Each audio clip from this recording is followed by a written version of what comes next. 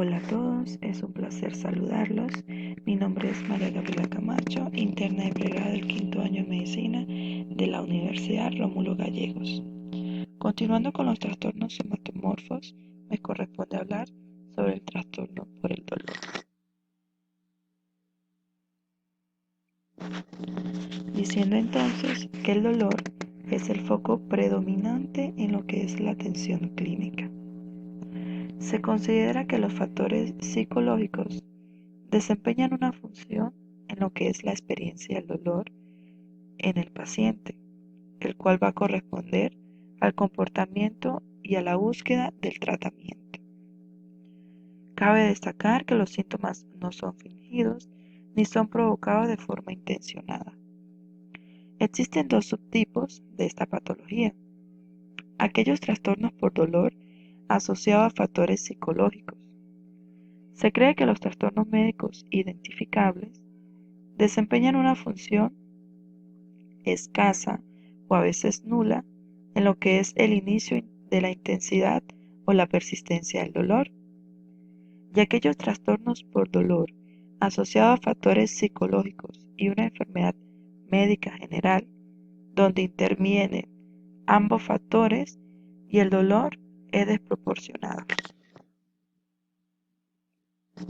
En cuanto a su prevalencia, se dicen que los síntomas por trastornos dolorosos son mucho más frecuentes en la práctica médica general y psiquiátrica.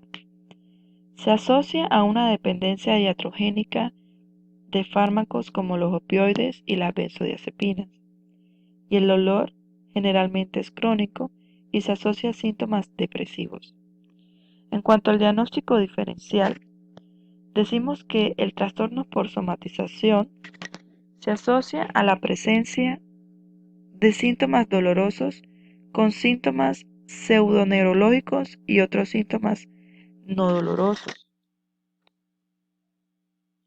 El trastorno por conversión se caracteriza por una pérdida de función o de una funcionalidad en lugar de por dolor. La hipocondría afecta a la experiencia del dolor, pero son la interpretación errónea. Los síntomas dolorosos pueden formar parte de los trastornos facticios y por simulación, pero en estos casos los pacientes presentan erróneamente sus síntomas y lo hacen de manera intencionada. En cuanto al tratamiento, lo principal o el objetivo es el control y no la curación. Como número 1 tenemos que primero debemos identificar y tratar todos los factores médicos identificables que contribuyen a los síntomas dolorosos. Como número 2, las estrategias conductuales en búsqueda de la aceptación de un cierto grado de dolor son satisfactorias o suelen ser las más satisfactorias. Y como número 3, tenemos que dar instrucciones minuciosas y exactas de las prescripciones y el uso de opiáceos y benzodiazepinas para disminuir la dependencia iatrogénica a estos fármacos. Continuando con el otro tema, hablaremos entonces de la hipocondría.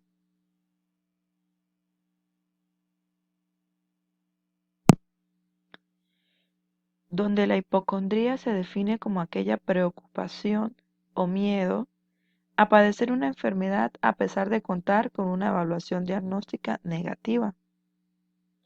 Estos miedos se fundamentan a una interpretación y a una atribución errónea de sensaciones somáticas normales y signos tales como cefalea, distensión abdominal, opresión torácica, incluso taquicardia, dolores osteomusculares o cambios cutáneos.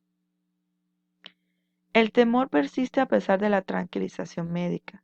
Su duración suele ser igual o mayor a 6 meses y su prevalencia generalmente es de 4 al 9%. El pronóstico de este trastorno se dice que tiende a ser crónico. con periodos de remisión y exacerbación asociados al estrés. El diagnóstico diferencial lo podemos hacer abarcando dos subtipos: trastornos médicos, como por ejemplo enfermedades reumáticas, enfermedades endocrinológicas, enfermedades neurológicas, infecciones crónicas, enfermedades malignas, fibromialgias, síndrome del intestino irritable o síndrome de la fatiga crónica. Y en cuanto a los trastornos psiquiátricos, trastorno obsesivo compulsivo, enfermedades afectivas y ansiedad. Incluso se puede hacer un diagnóstico diferencial con pacientes que padecen de demencia, de esquizofrenia, trastornos delirantes de tipo somático y trastorno dismórfico corporal. Aquellos pacientes con hipocondría presentan depresión, ansiedad y algún otro trastorno somatomorfo. En cuanto a su tratamiento, tenemos tres tipos.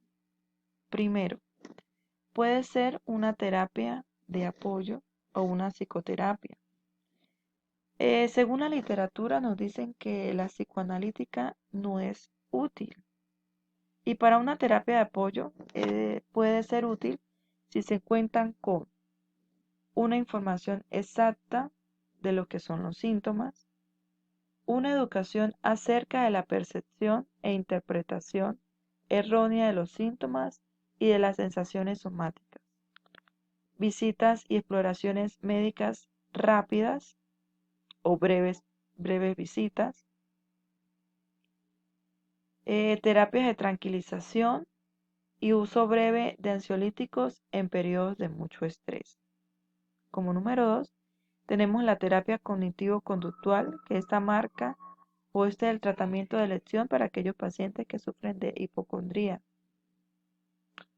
Esta terapia suelen ser métodos dirigidos a educar y alterar el patrón del pensamiento disfuncional automático del paciente y la interpretación errónea de los estímulos internos. Y son métodos conductuales de exposición a las situaciones tímidas y síntomas somáticos que desencadenan ansiedad y su incremento en vista a la activación automática asociada. Y el tratamiento farmacológico se recomienda de la siguiente manera.